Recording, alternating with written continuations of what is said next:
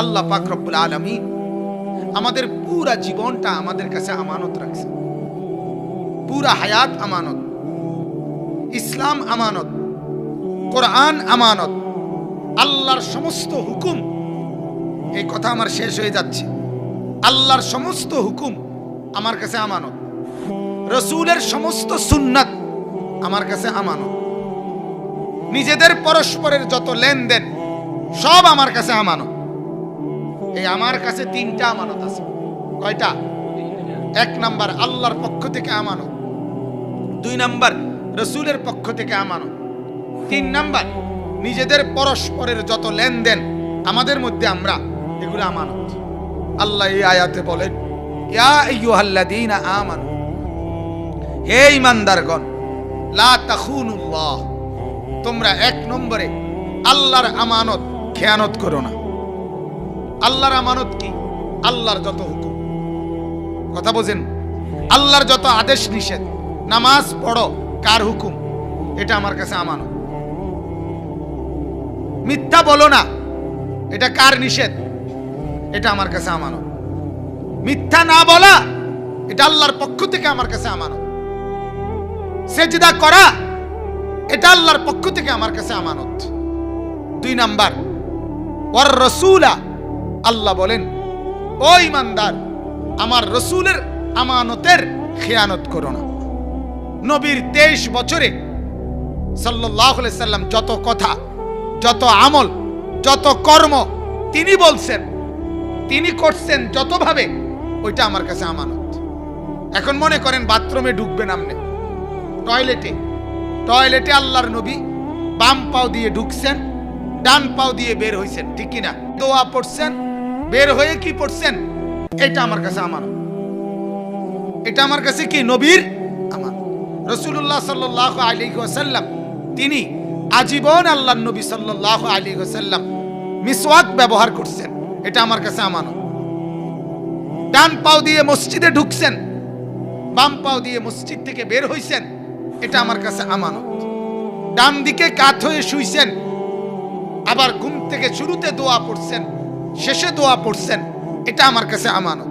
অর্থাৎ 23 বছরে আল্লাহর নবীর যাবতীয় কথা, কর্ম, সমর্থন সবকিছু ঈমানদার হিসাবে আমার কাছে আমানত। আল্লাহর আমানত, রসুলের আমানত। এখন প্রতিদিন কি পরিমাণ আমানত আমার থেকে ছোটে চিন্তা করেন, কথা বলেন না কেন? আল্লাহর যত হুকুম আমরা অস্বীকার করি, সেটা আল্লাহর আমানত ছুটে কিনা আমার থেকে? রসুলের যত আমানত সুন্নত আমরা ত্যাগ করি, তো রসুলের আমানত আমার থেকে ছোটে কিনা? আল্লাহ বলছে এটা করো না। তিন নাম্বার ওয়া তাখুনু আমানাতিকুম, আল্লাহ বলেন তোমরা ওয়া আনতুম তা'লামুন, তোমরা জেনে বুঝে নিজেদের পরস্পরের আমানত নষ্ট করো না। আমাদের নিজেদের কাছে আমানত আছে, যেমন টাকা রাখা, এটা একটা আইটেমের আমানত। কোন সামানা রাখা, এটা একটা আমানত। কোন একটি গোপন কথা, এটাও আমানত।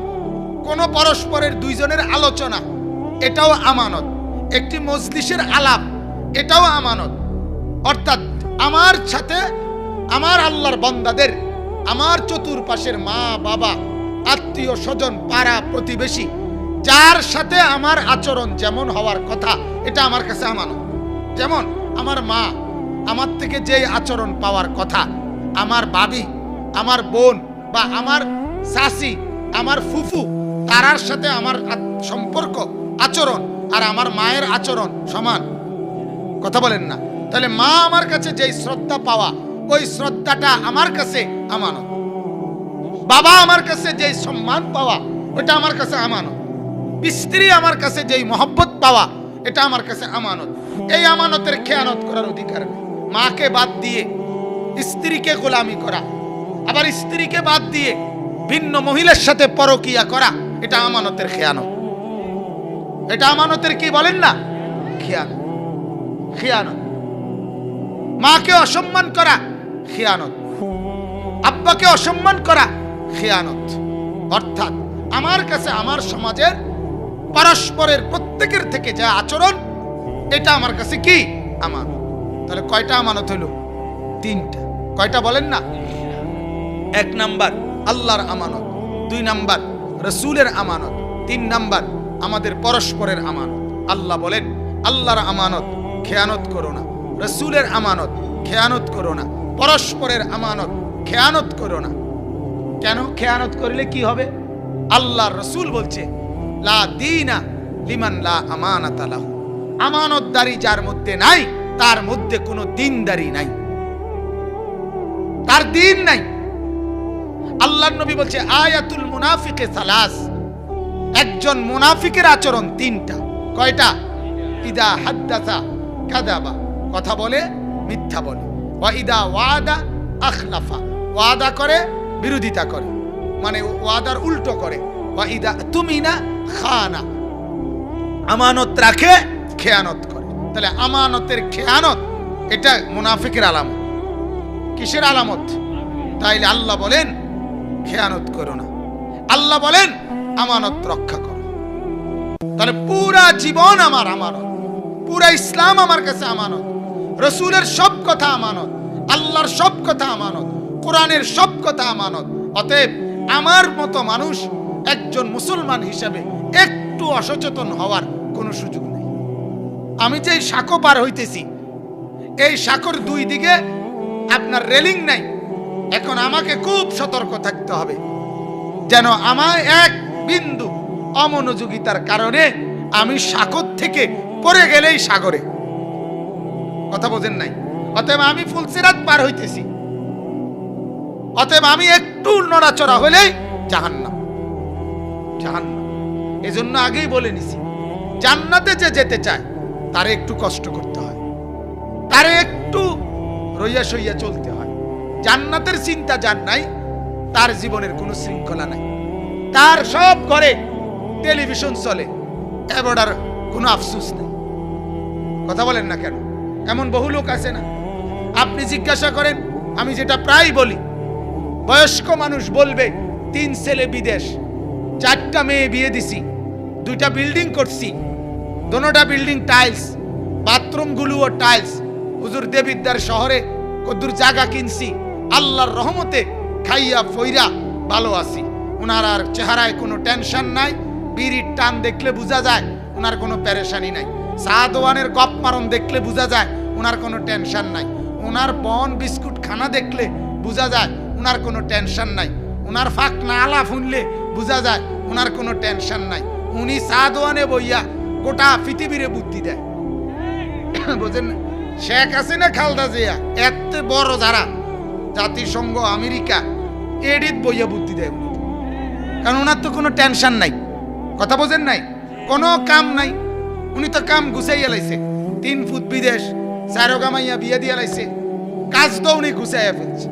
কিন্তু ওনাকে যদি জিজ্ঞেস করেন আপনি বাবা 3 ছেলে, ওরা 5 ওয়াক্ত নামাজ পড়ে, কইতারি, ছেলের বউরা নামাজ পড়ে পর্দা করে, কইতারি না, মেয়েরা মেয়ের জামার বাড়িতে নামাজ পড়ে, কইতারি না।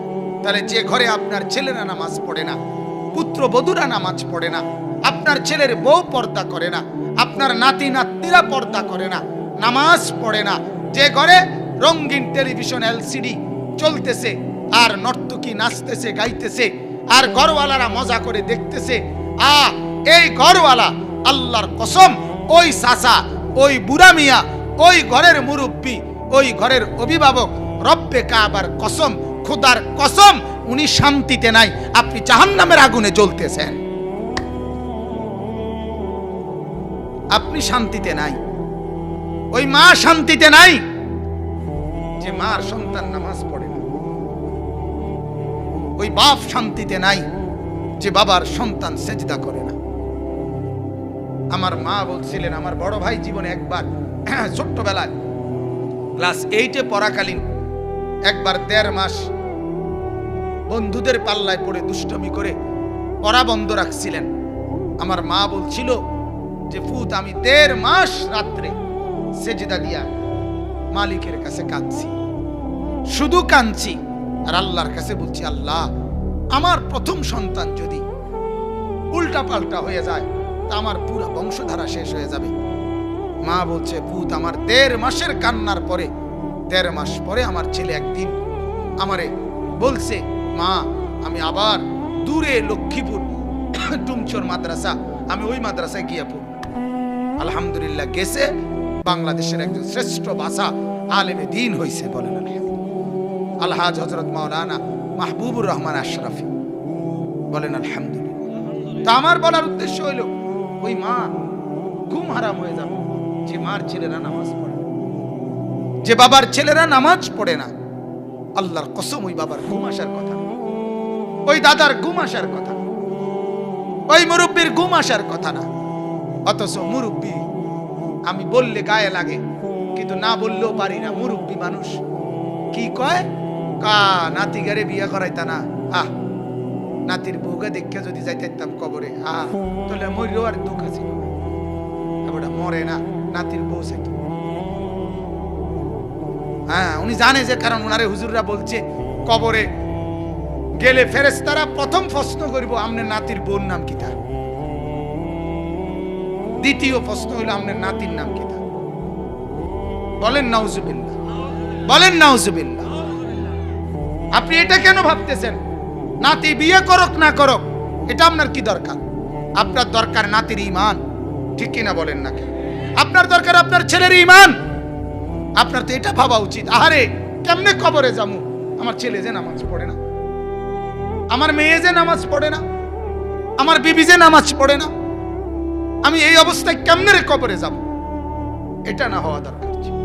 এজন্য শেষ কথা হলো, আল্লাহ পাক রব্বুল আলামিন বলেন, ওয়ালামু আন্নামা আমওয়ালুকুম ওয়া আওলাদুকুম ফিতনা।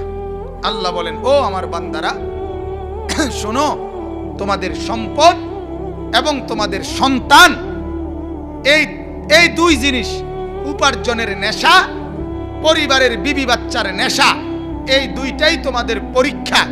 এই দুইটাই তোমাদেরকে আল্লাহর আমানত, রসুলের আমানত, নিজেদের আমানত ঠিক রাখতে দেয় না, খেয়ানত করাইয়া ফেলে। অতএব এই দুইটার ব্যাপারে খেয়াল রাখবা। মাল সম্পদ ওইভাবে কামাই করবা না যেভাবে কামাই করলে আল্লাহ ভুলায় দেয়, রসুল ভুলায় দেয়, নিজের ভিতরে আমানতদারি ভুলায় দেয়। এমন মাল কামাইও না, এমন সন্তান পাইল না। কথা বলেন না? আমার কথা স্পষ্ট। আপনি পরিষ্কার আপনার 18 বছরের 20 বছরের ছেলেটাকে আপনি ডাইরেক্ট বলেন, আমার ঘরে এক লোকমা ভাত খাওয়া তোমার জন্য হারাম যদি তুমি সেজদা না করো। তোমার মতো সন্তানের বিদেশের টাকা, ভিসা, পাসপোর্ট তুমি চুয়াও, আমি তোমার লগে নাই সেজদা ছাড়া। কোরআনে আল্লাহ, কোরআনে ডাইরেক্ট বলছে। একটা কথা শুধু বুঝেন, আল্লাহ বলে মান ইউশরিক বিল্লাহ, আল্লাহ বলে যে শিরিক করবে আমার লগে, হারামাল্লাহু আলাইহিল জান্নাহ, আমি আল্লাহ বললাম আমার জান্নাত তার জন্য হারাম। অথচ আল্লাহ বলছে 90 বছরের গুনাহ আমি আল্লাহ একবারে একসাথে একবার বললে চোখের পানি ফেলে আমি মাফ করে দেব। আল্লাহ বলেন আমি 90 বছরের গুনাহ মাফ করতে রাজি, কিন্তু শিরিক করলে আমার আর গায়ে বদ ধরে না, আমি আর কুলাইতারি না, আমি আর সইতে পারি না। তাহলে আপনি বলেন আপনার সন্তানকে, বাবা আমি দরকার হইলে দিবা নিশি মেহনত করব, আরো কষ্ট করুম, আরো কষ্ট করুম, কিন্তু সেজদা না করলে ভূত আমি কেন তোমারে পালব? আমি আমার আব্বারে দেখছি, আজকেও আমি এইখানে বসে এই কথাটা বলছি, ওই এই ঘরে খাইতে বসা আমি বলছি যে হায়, আমি একটু খানার জন্য, ভালো একটু তরকারির জন্য আমি চোখের পানি ফেলে কাঁদছিলাম। সেই আমি আজ মালিকের দয়ায়, মানুষের এই পরিমাণ মেহমানদারি যে যার কারণে মাঝে মধ্যে মানুষ কষ্ট পায়, খাইতেও পারি না। আমার আব্বারে আমি দেখছি একটা গেঞ্জি আমার আব্বার ঘামের থেকে ভিজা, আব্বার গেঞ্জিটা ভিজা যাইতো, আব্বা এটা ধুইতে দিলে ঘামের গন্ধের কারণে আমি বলতাম যে আমি ফাইতাম না, আমি ধুইতাম। এরকম ওই দিনও মারে বলছি যে মা, আজ যখন মালিক অনেক সম্পদ দিছে, আজ আর বাবা নাই, বাবার এই সুখের সময়ে কিচ্ছু খাওয়াইতে পারলাম না, কিচ্ছু না, কিচ্ছু।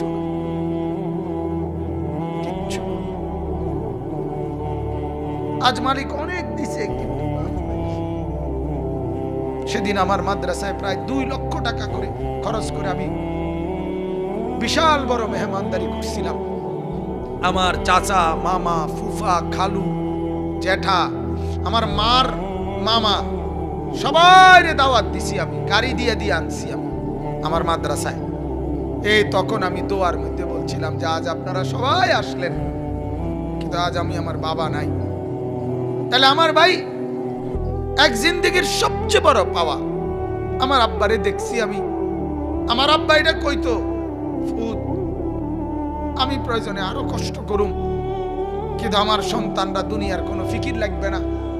বাবার এই একটা কথা ছিল যে আমি চাই আমার 5টা ছেলে আলেম হবে, যেন আমার মরার পরে আমার কবরের চতুর্দিকে আমার ছেলেরাই দাঁড়াইতে পারে। কাজে এত্তুর যদি পাই আমার আর কিছু লাগবে না। তাইলে আমার বাপ, আমার ফিকির তো এটা থাকা চাই। আপনার কাছে আমার অনুরোধ, আল্লাহ এটাই বলছেন, ও আমার বান্দা, তোমাদের সম্পদ, তোমাদের সন্তানাদি তোমাদের জন্য পরীক্ষা। এটার লোভে পড়ে, এগুলোর ফান্দে পড়ে আমাকে ভুলো না, আমার খেয়ানত করো না, আমার রসুলের খেয়ানত করো না, আখিরাত বরবাদ করো না। এরপরে আল্লাহ বলেন, ওয়া আন্নাল্লাহা ইনদাহু আজরুন আযীম। আল্লাহ বলেন আমার কাছেই একমাত্র আছে মহা বিনিময়। অর্থাৎ দুনিয়ায় যা করে গেলা এগুলোর বিনিময়, এগুলো তোমার জন্য খুব বেশি বিনিময় আসবে না। আমি আল্লাহর জন্য যা করিলা, আল্লাহ বলেন কসম বান্দা, আমি এর প্রত্যেকটার উত্তম বিনিময় তোমাকে দেব। এই সোফা যদি 30,000 টাকা দিয়ে বানায়া থাকো, এই সোফা আখিরাতে তোমার জন্য কোনো পুঁজি দিবে না। আর আমার একটা সেজদার বিনিময়ে আমি আল্লাহ কোটি গুণ নেকি তোমারে ফিরিয়ে দেব। বুঝেন নাই কথাটা?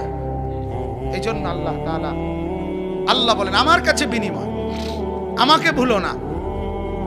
বিবিকে রাজি করতে গিয়ে, ছেলেকে রাজি করতে গিয়ে, মেয়েকে রাজি করতে গিয়ে, সম্পদ জমাইতে গিয়ে বড় শিল্পপতি হবা, বড় কুটিপতি হবা, বড় পুঁজিপতি হবা, বিশাল গার্মেন্টস মেল ফ্যাক্টরির মালিক হবা, আর বিনিময়ে আমি আল্লাহরে হারায়ে যাবা, আমার রসুলকে হারায়ে ফেলবা, আখিরাত ভুলে যাবা, জাহান্নাম ভুলে যাবা, জান্নাত ভুলে যাবা।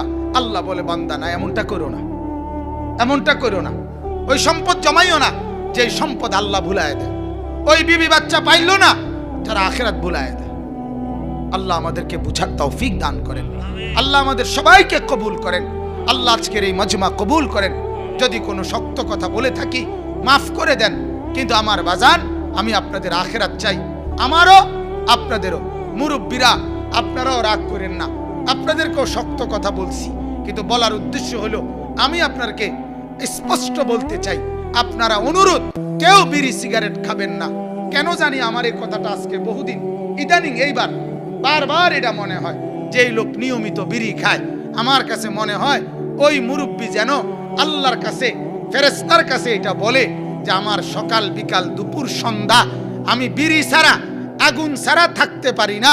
ও আল্লাহ, তোমার কাছে অনুরোধ, আগুন ছাড়া আমার দিন কাটে না, রাত কাটে না, সকাল কাটে না, বিকাল কাটে না।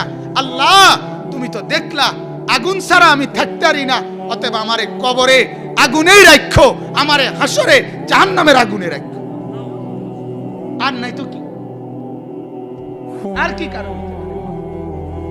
এজন্য বাপ, আপনি যদি আমার দাদা হন, আমি আপনার নাতি, আমি চাই আমার দাদা যেন হয় জান্নাতি। আপনি যদি আমার বাবা হন, আমি আপনার ছেলে, আমি চাই আমার বাবা যেন হয় জান্নাতি। আপনি যদি আমার চাচা হন, আমি চাই আমি ভাতিজা, আমার চাচা যেন জান্নাতি হয়। তোমরা যারা যুবক ভাই, আমি যদি তোমাদের ভাই হই, আমি চাই তুমি ভাই, 2 ভাই মিলে একসাথে যেন হই জান্নাতি। বলো না ইনশাআল্লাহ? দোস্ত, কত ছেলে আমগরে ভালোবাসো, আমরা জানি তো বাজান। কলিজা দিয়ে মহব্বত করো তোমরা আমগরে। এই মহব্বতের তাকাজায় হয় তুমি আমার মতো হও, নাহলে আমারে তোমার মতো বানাও। একটা করো, এক সাইডে হও। হয় তোমার কাছে আমারে নাও, নাহলে আমার কাছে তুমি আসো। একটা তো করো ভাইয়া। তুমি তোমার মতো, আমি আমার মতো, এ জিন্দেগি কেমনে চলবে? তুমি ফয়সালা দাও, তুমি ফয়সালা দাও। আল্লাহ তাআলা আমাদের সবগুলো যুবককে কবুল করেন, আমিন।